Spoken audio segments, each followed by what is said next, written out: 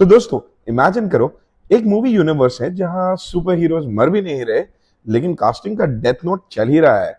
कभी Henry Cavill Superman बन जाता है, फिर सडनली सॉरी ब्रो रीबूट हो रहा है। एजरा मिलर फ्लैश है, फिर कंट्रोवर्सी आती है और ऑडियंस बोलती है इससे पहले कि अरेस्ट कर लो या रीबूट कर लो। और बेन एफ्लेक बैटमैन है, फिर वो खुद ही बोलता है कि मैं थक गया हूं यार, let me retire in peace. तो सवाल यह है कि डीसी आखिर कर क्या रहा है, एक एक करके स्टार्स को रिप्लेस क्यों कर रहा है, और सबसे बड़ा शॉक, हेनरी कैविल जैसा परफेक्ट सुपरमैन भी वापस नहीं आया। तो चलो आज सिंपल लैंग्वेज में समझते हैं कि रियलिटी एक्चुअली क्या है। सबसे पहले एक बात क्लियर कर लो, डीसी का प्रॉब्लम कभी एक्टर्स नहीं थे, प्रॉब्लम था कंफ्यूजन। मार्वल ने क्या किया, आयरन मैन से स्टार्ट किया, स्लोली वर्ल्ड बिल्ड किया और फिर एवेंजर्स का पंच मारा। डीसी ने क्या किया, डायरेक्ट जस्टिस लीग बना देते हैं, बाद में स्टोरी सोचेंगे। मतलब पहले वेडिंग फिक्स कर दी और बाद में पूछा कि दूल्हा कौन है। अब डीसी का पुराना फेस था डीसीईयू। इसमें जैक स्नाइडर ने एक डार्क और सीरियस यूनिवर्स बनाया, जैसे Henry Cavill Superman, Batman versus Superman और जस्टिस लीग।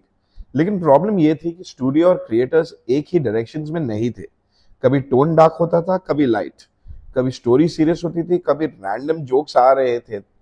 और फिर आता है जस्टिस लीग का disaster error, reshoots, director change, story change. मतलब फिल्म एक नहीं थी, तीन लोगों ने अलग अलग वर्जन्स में बनाया था और ऑडियंस ने थिएटर से निकल के बस इतना ही बोला, भाई ये क्या था। ये क्या है? अब आते हैं सबसे इमोशनल पार्ट पे, हेनरी कैविल सुपरमैन। फैंस आज भी बोलते हैं कि परफेक्ट कास्टिंग थी, और ऑनेस्टली थी। लेकिन जब जेम्स गन और पीटर सैफरन डीसी के हेड बने, उन्होंने एक ब्रूटल डिसीजन लिया, फुल ऑन रीबूट। मतलब नया सुपरमैन, नई ओरिजिन और एक fresh new universe. Henry Cavill को इसलिए नहीं हटाया गया क्योंकि वो बैड एक्टर था, बल्कि इसलिए क्योंकि डीसी को यंग सुपरमैन से यूनिवर्स स्टार्ट करना था। सिंपल सी बात है, अगर आप स्कूल स्टार्ट कर रहे हो तो आप क्लास 10 के स्टूडेंट को फर्स्ट स्टैंडर्ड में नहीं डाल सकते, राइट? अच्छा, हमको सिखा रिया है। अब एजरा मिलर का केस थोड़ा डिफरेंट था। फ्लैश मूवी के टाइम पे कंट्रोवर्सीज इतनी हो गई थी कि लोग मूवीज से ज्यादा न्यूज हेडलाइंस पढ़ रहे थे। स्टूडियो के सामने सिचुएशन थी, प्रमोशन करें या डैमेज कंट्रोल। और जब रीबूट का डिसीजन आया तो फ्लैश भी नेचुरली न्यू डायरेक्शन में शिफ्ट हो गया। अब यहाँ पे एक इंटरेस्टिंग चीज होती है, डीसी ने सिर्फ मूवीज में नहीं, सीरीज में भी यूनिवर्स को चेंज करने की कोशिश की है। जैसे peace maker series for example, season 1 में जो जस्टिस लीग का कैमियो था, उसमें ओरिजिनल डीसीयू कैरेक्टर्स थे जैसे Superman, Aquaman, flash, wonder woman.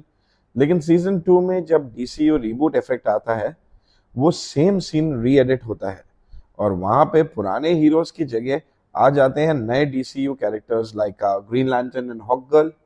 और सबसे फनी पार्ट, एक्वामैन वाला वो आइकॉनिक जोक चेंज हो जाता है। पहले जॉन सीना का पीस मेकर बोलता है something like Aquaman go dash with a fish, समझ गए ना? लेकिन रीबूट वर्जन में वही जोक शिफ्ट हो जाता है ग्रीन लैंटर्न पे। मतलब डीसी लिटरली बोल रहा है कि ब्रो पुरानी कंटिन्यूटी डिलीट, नया यूनिवर्स इंस्टॉल। अब सवाल यह है कि डीसी ने ये सब सडनली क्यों किया।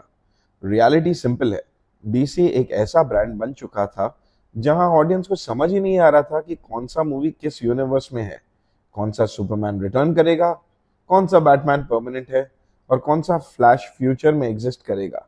It was a chaos. और जब ब्रांड कंफ्यूज हो जाता है तो ऑडियंस का ट्रस्ट इश्यू तो लूज ही हो जाता है। क्या बात है, इसको अभी का अभी आईएएस घोषित कर दो। जेम्स गन का अप्रोच अब कंप्लीटली डिफरेंट है। वो मार्वल को कॉपी नहीं कर रहा, लेकिन एक स्ट्रक्चर्ड यूनिवर्स बना रहा है, step by step. Characters introduce करना, फिर क्रॉसओवर्स करना, फिर टीम अप्स करना। मतलब अब डीसी का गोल है कि पहले स्टोरी को समझो, फिर एक्सप्लोजन देखो। अब फ्यूचर की बात करते हैं। डीसी का नया यूनिवर्स अब स्टार्ट हो रहा है। नया सुपरमैन ऑलरेडी टोन सेट कर रहा है, फिर सुपरगर्ल आएगी, ग्रीन लैंटर्न सीरीज आएगी, बैटमैन का नया वर्जन आएगा और स्लोली एक नया जस्टिस लीग बिल्ड होगा।